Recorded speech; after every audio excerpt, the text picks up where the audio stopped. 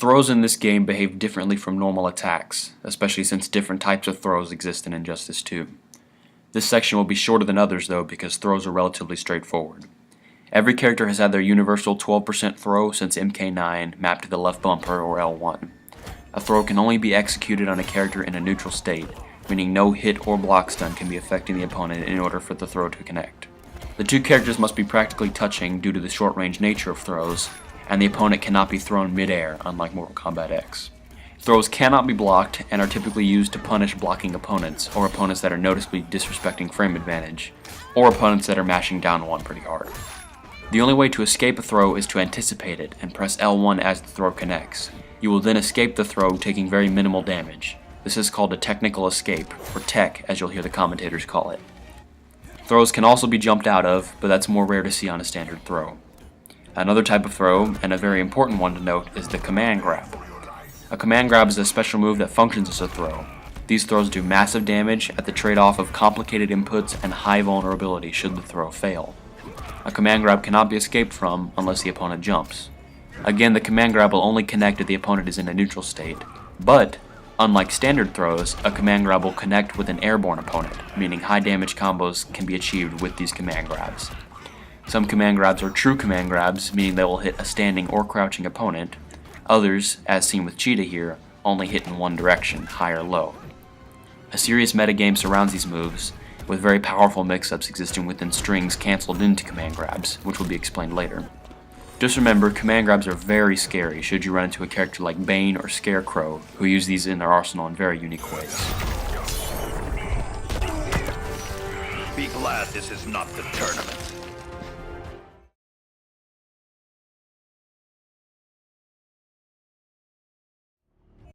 This will be another short section because armor is not seen as much in Injustice 2 as it was in Mortal Kombat X, but nonetheless, it's a very important property that exists on all characters. To start, every character has a forward 3 and back 3 that have identical armor properties when meter burned. The move will receive 1 hit of armor when meter burned. What armor is the ability to take a single hit and not receive any stun from that hit, allowing your armored move to be carried out without interruption. You will still take the damage of that hit, but it will essentially be absorbed, allowing your move to still be carried out. Armored wall bounces can be used in a variety of ways, from anti-airs to gap punishers to wake-up punishers. Let's say your opponent is Catwoman, who loves to use her jump 2, and you're Atrocitus, who has a serious lack of a good anti-air. Do a meter burn back 3 as she does her jump 2. The armor will trigger when the jump 2 connects, and your back 3 will punish her when she lands. Now let's say you're up against Deadshot with Scarecrow. You think Deadshot's going to use his wake up? Bait it out. Walk up to his corpse and charge a meter burn back 3 and wait until he lets his wake up rip. The armor will absorb his knee and open him up for a full combo. Say you're under unrelenting Batman pressure and he tries the back 1-1-2 string against you. You may notice that the final hit of that string takes a little while to come out. This is because that string has a small gap that allows you to do a quick input. Well, input your meter burn back 3 in between the final hit.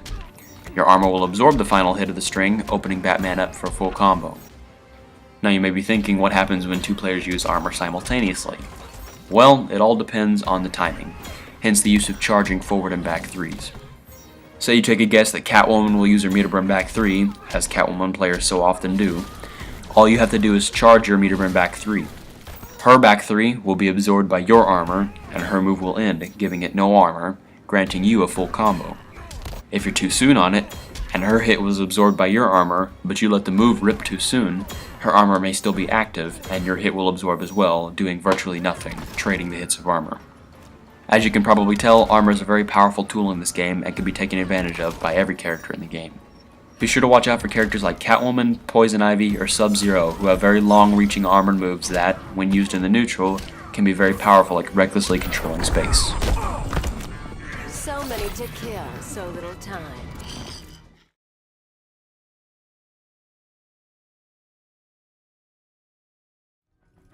In most fighting games, the concept of a meter system exists. Injustice 2 is no exception. An aspect of the game just as important as offense or defense is the ability to manage your meter. In Injustice, the idea the developers went for is that in order to do a combo with real damage, a bar of meter or some other resource must be spent. Therefore, you're given 4 bars of meter in total to spend in a variety of ways. Combo starter special moves must be meter burned in order to, well, start a combo. Just about every character in the game has a special move like this, and the most common follow-up to a combo starter special is a back 3 wall bounce. Meter can also be spent upon the aforementioned forward and back 3s, allowing 1 hit of armor to absorb any incoming attack. Another important use of meter is the meter burn roll, executed by a dash followed by the meter burn button. This dash offers full invincibility from start to finish and covers a lot of ground. This can be useful when getting through a barrage of projectiles, escaping the corner, or when your opponent is knocked down and you want to reverse their inputs on wake up. The roll is a very underused move that a lot of players overlook when stuck at full screen. The meter burn roll does have recovery frames on the end of it, meaning you can be punished on your way out of this if your opponent can predict it and space himself properly. Moving on, we have an air escape. This move allows you to regain control of your character mid-air during a combo for 2 bars of meter. This is done by holding either back or up and pressing the meter burn button while being comboed. The change in inputs will change the angle in which you escape. This move allows you to escape combos that your opponents have properly timed in their head by changing the timing of when you fall in their juggles. If used properly, the meter burn roll should allow you to punish their whipped attack or at least escape massive damage once you've landed, and should look something like this.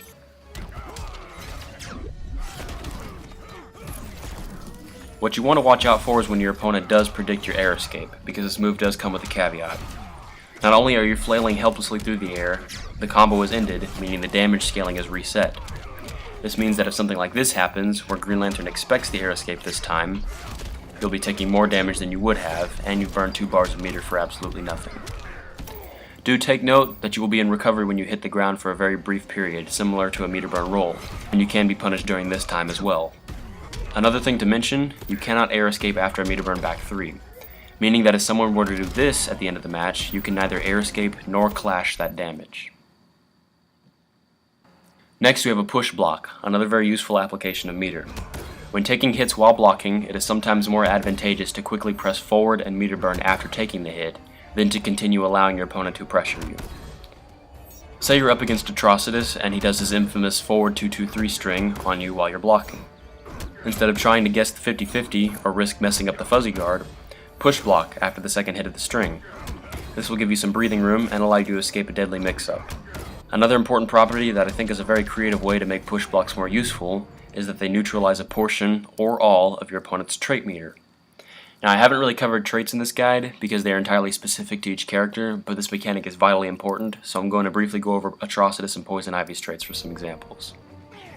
Atrocitus' trait, Dex Star, allows him a variety of capabilities, but we'll be covering his ability to make any move 100% safe to do. So you do block his 50-50 mix-up off of his forward 2-2-3, and now it's your turn to start pressuring back.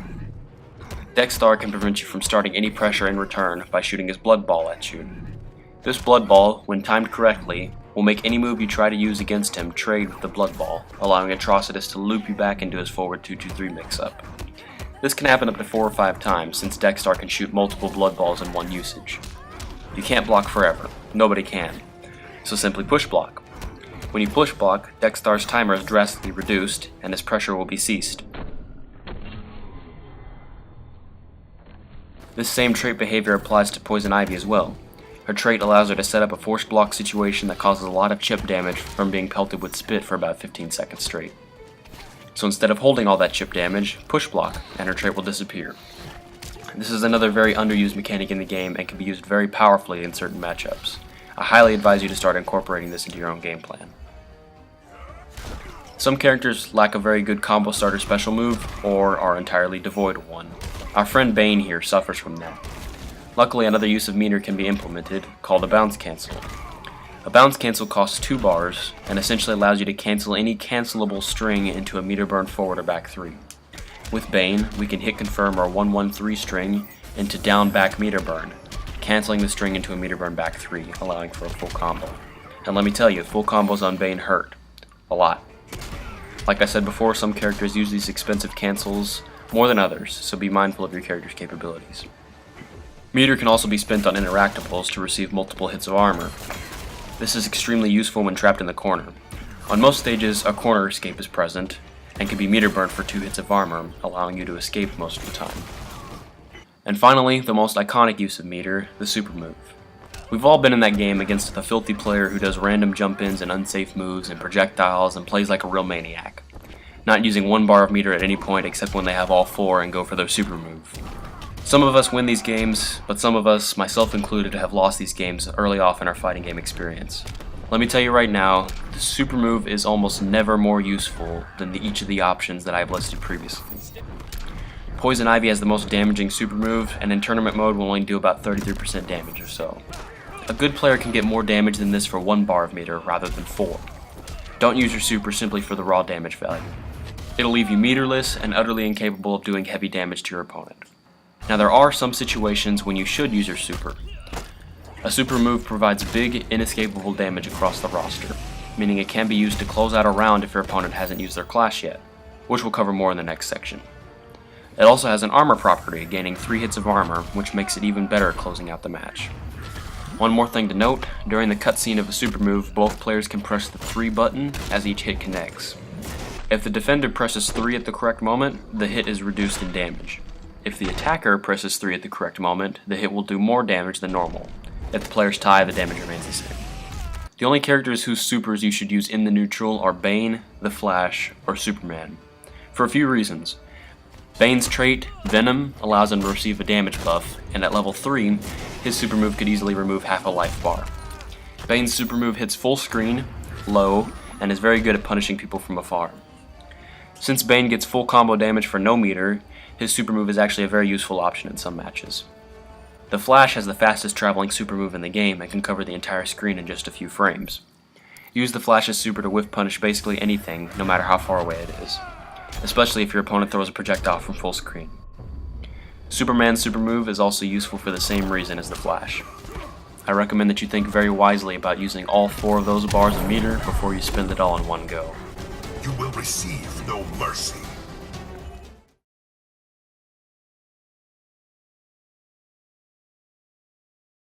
In Mortal Kombat X and MK9, we were given the Breaker, and for 2 bars of meter, we could shut down combos after taking a hit from them, avoiding heavy damage. The equivalent to that system is the Clash in Injustice. Unlike the Breaker, the Clash cannot be executed at any point in the match, and can only be done once the first life bar is drained. To initiate the Clash, press forward and meter burn after at least the second hit of a string or combo. Initiating the Clash itself costs no meter, but winning the Clash will. Both players are allowed to wager their bars of meter to the Clash. If the attacker spends more meter, damage will be dealt to the defender based upon how much meter was spent by the attacker. 15% for 1 bar over the defender's amount, 25% for 2, 30% for 3, and 33% for 4.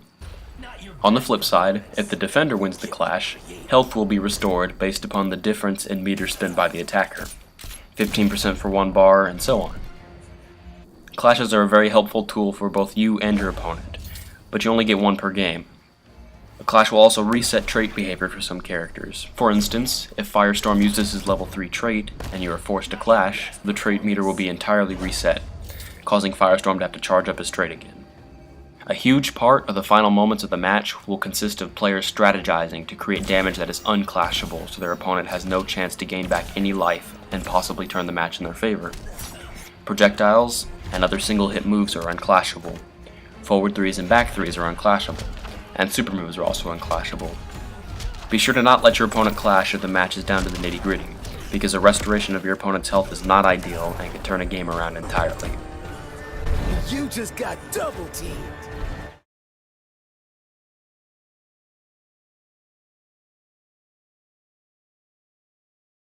Alright guys, this will be our most complicated section, and is arguably the most complicated topic in fighting games. I'll do my best here to simplify things to the basics, and hopefully I can explain this to the best of my ability without scaring anybody away. Not every beginner is going to be expected to know what Brainiac's back 1-2 is on block. I don't even know what it is, as with many other moves in the game. I personally only study the frames on the characters that I play as, because I'm not Rio and can name the block advantage of every string on Catwoman off the top of my head. But in all seriousness, frame advantage is not nearly as important in the game as it was in Mortal Kombat X, where it was more fast-paced and not knowing the exact frames of each move you blocked could either make or break you. Nonetheless, it's still important to understand what frame data is and how you can apply this knowledge in the game. Keep in mind that Injustice 2 runs at 60 frames per second, so 1 frame is equivalent to 1/60th of a second.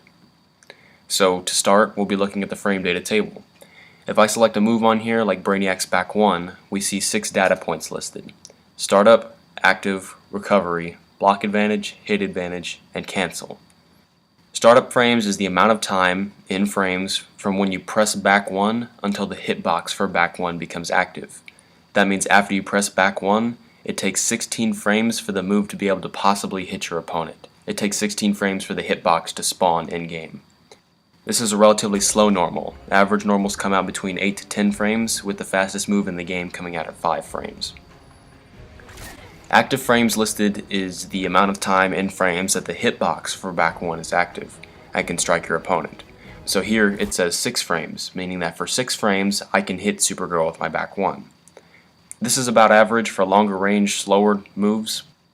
Quicker buttons are usually active for 2 to 4 frames. A good anti-air has higher active frames from anything above 8 pretty much. Next we have recovery frames. These frames are the amount of time Brainiac has to sit and recover from his move before he can move again, whether on hit, block, or whiff. Brainiac recovers for 39 frames. While recovering, we cannot move, jump, attack, or block. Moving on to the bottom row, we have advantage on block. Essentially what this number gives us is the time that we have to move before Supergirl can when she blocks our back 1. Now, our data table here tells us how long we're recovering for, right? 39 frames. We can move negative 23 frames before Supergirl can, meaning that Supergirl can move 23 frames before us. So now, by using simple math, we can calculate how long Supergirl was in block stun. 39 frames of our recovery minus 23 frames that she can move before us is 16 frames. The negative 23 comes out of the equation of defender block stun minus attacker recovery. 16 minus 39 equals negative 23. Then we have hit advantage, which, just like block advantage, dictates how long we have to move before Supergirl can. It says here we have 4 frames of hit advantage, meaning we can move 4 frames before Supergirl can, meaning her hit stun is 4 frames longer than our recovery time of 39 frames. So by doing the same calculation, 39 plus 4, we can calculate that Supergirl is in 43 frames of hit stun. While in hit stun, Supergirl cannot move, jump, or attack. So if we were to take a quick look at Brainiac's standing 1, we see that we have 7 frames of startup, 20 frames of recovery, and 17 frames of hit advantage. So if we do the math real quick, we can figure out how long Supergirl is stunned for. 20 plus 17 is 37 frames she's stunned on hit, because remember we can move 17 frames before she can on hit. So if I do a move on Brainiac that starts up in 17 frames, let's say I do another standing 1, which starts up in 7 frames, it'll chain together and she won't be able to block it, right? Well, as you can see, this is not the case.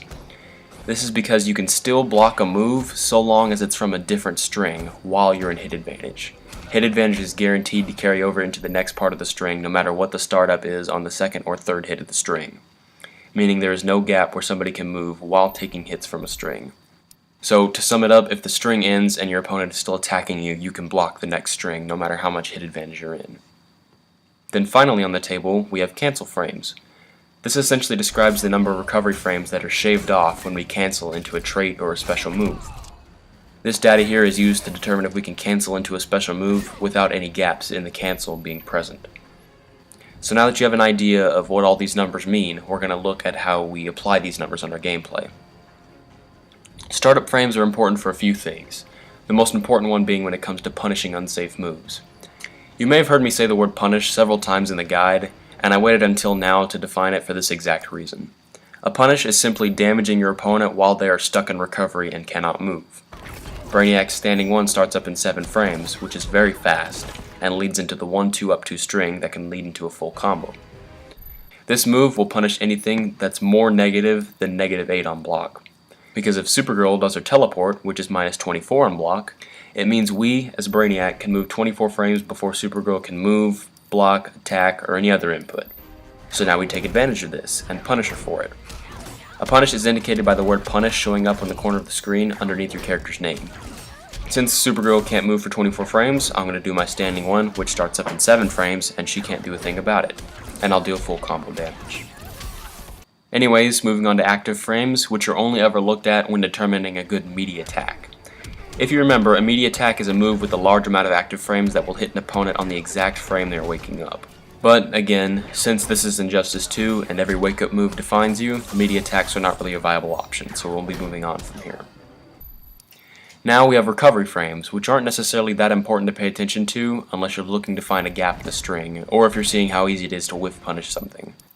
Moves with high recovery frames are easy to punish on whiff, because if an attack whiffs, the attacker is stuck recovering while the defender is free to attack as he pleases. This is called a whiff punish, where you attack somebody on the recovery frames of their whiffed attack. Usually a whiff punish can be reacted to and there's no need to look at the recovery frames for it. But when finding gaps in strings, we have to look at recovery frames. And there is a way you can do this without doing any math, and I'll show you right here. If we go into practice mode and set our opponent to reversal backdash and perform a string on him, any string we want, if there's a gap present, they'll backdash. So I'll demonstrate that right here. Since the AI detected the gap, he backdashed. Then we have block advantage, and if this was MKX, this number right here would define you. But since this is Injustice, this number is not nearly as important as it was in MKX. It still manages to be the most important out of all these numbers here in my opinion, and making sure you're aware of what is safe and what is not safe is very important. As we can see, Brainiac's drill, down forward 2, is minus 15 on block, meaning that we are stuck in recovery for 15 frames while the opponent can freely attack us. So if the opponent throws out a move that is 14 frames on startup or faster, then it'll punish us for free, and we can do nothing about it. The reason it's 14 frames and not 15 is to compensate for a 1 frame difference where the attacker is allowed to block on the last negative frame of their attack. I'm not sure why that 1 frame difference is there, but it is, meaning that the general rule for punishing something unsafe is you look at the block advantage. If it's negative, you go 1 number down, and that's the slowest speed of a punisher you can use for that unsafe move. I'm sure you're starting to see why this number is that important now. Let's say this number is positive, like Batman's 1-2, which is plus 4 on block. Meaning that when Batman does 1-2 on us, he can move 4 frames before we can. So our best idea is to keep blocking and respect his plus frames. Remember when we talked about respect? This is what respecting frames looks like. If we disrespect Batman's frames and try and push buttons, Batman can move before us, and his move will come out faster and beat us, leading to full combo damage. It is very important to keep in mind which moves are plus in this game, because if you're caught not knowing and disrespect your opponent's plus frames, you'll be eating lots of damage. Another important topic that block advantage is used for is a term known as jailing. Jailing refers to when 2 separate moves will connect seamlessly on block with no gap in between, creating a true block string. A block string, as I just explained, is a move that has no gap in it on block. Jailing in MKX is only ever inspected when doing things like run cancels and whatnot, but in Injustice, we look at jailing when we're talking about jump-ins. Since you can immediately start a string out of a jump-in in this game, it is technically a cancel, similar to strings into special moves. You can cancel the recovery frames of jumps on hit by following up with a string. On block, however, things change.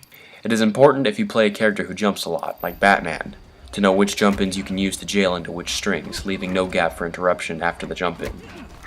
I won't bother with the math on this one, because you can use the same method I showed you before to find gaps by setting the AI to reversal backdash. Now that's basically it for block advantage. To summarize, use this number to determine if a move is safe to use or not. If the number is between -1 and around -8 or 9, you're good for the most part, just make sure not to immediately push buttons after it. If the number is -10 or more negative, be careful when you're throwing it out. And finally we have cancel frames, which are solely used to determine if specific cancels are plus on block or jail into whatever strings. This was mainly used in fireball cancels in MKX, but it is not really as applicable in Injustice 2. However, we do see it used during one of the most popular pressure strings in Injustice 2. Superman's forward 2-3 pressure.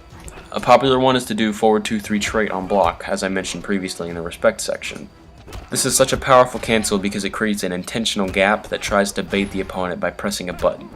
This sort of gap is called a frame trap, and is a common tool used by rushdown and pressure characters to keep you stuck in the same situation and allows the attacker to repeat mix-ups and things of the sort. Now here we're going to use some math again, and if you're interested in actually seeing why people hate Superman's forward 2-3 string so much, then I'd suggest you stay and see. If not, then go ahead and skip it. The math is not that important. We'll be covering this frame trap on the Superman analysis I plan to do in the future. Alright, so to start, we have to acknowledge the frames of his forward 2-3. 26 frames of recovery, -2 on block, and 28 cancel frames. Let's take this step by step. We do forward 2-3 on Batman, with no cancel. Superman is recovering for 26 frames, and Batman is recovering for 24, because he can move 2 frames before we can, remember? Now if we cancel into our trait this time, the cancel frames of forward 2-3 is 28, meaning it shaves off 28 frames of our 26 frame recovery. Well, since we only have 26 frames of recovery, and we're getting rid of 28 frames by canceling the string, what about those extra 2 frames? Well, if we cancel into something and we have leftover frames to take away, it'll remove it from the startup of the move we cancel into. So for instance, if we did forward 2-3 breath is a startup of 21 frames. Since we canceled 28 frames off of our forward 2-3's recovery, we still have 2 frames we need to take away. So breath will come out 2 frames faster than normal, at 19 frames. Knowing this, we can determine that if we cancel our forward 2-3 into our trait, it'll take away 2 frames from the startup of our trait, right? Well, our trait starts up in 1 frame though. Therefore 1 frame will be taken away from the startup of our trait, and another frame will still need to be taken away. So it'll take it away from the recovery of our trait. Our trait recovery is 21 frames, and we take 1 away, meaning we'll have 20 frames. So if we caught all that, we used our cancel advantage on forward 2-3 to shave off the recovery frames of not only the forward 2-3 itself, but from the startup of the trait and the recovery of the trait as well. So now that we've taken away from the trait's recovery, we are recovering for 20 frames. If you remember earlier, the forward 2-3 itself recovers in 26 frames. So we've saved ourselves 6 frames of recovery by canceling into the trait. This may not seem like much, but 6 frames can go a very long way. Batman is recovering for 24 frames no matter what, but now, after canceling into our trait, we are recovering for 20 frames. Now we get to move before Batman does, leaving a 4-frame gap between us. This tiny 4-frame gap is the frame trap. This trap baits Batman into pushing a button, because look at it. We're watching Superman do the trait pose, it looks like we can do a down 2 real quick and shut him down. But we can't, no matter what. Superman's down 1 happens in 6 frames, just like our down 2, but he can move before us, so he'll beat us every single time. And if he were to do down 1 into scoop, we'd have been baited by the frame trap into full combo damage. All the math may have been really confusing there, but in actuality, cancel a forward 2-3 trait turns our forward 2-3 from -2 on block into +4 on block, which means we can move 4 frames before our opponent can in the end. And that's the one thing that makes this string so notorious among the community. So this basically sums up the most complicated part of the video. Congrats on making it this far, it's smooth sailing from here. Now that we've covered all the mechanics in the game, we're going to transition into the fundamentals of the fight.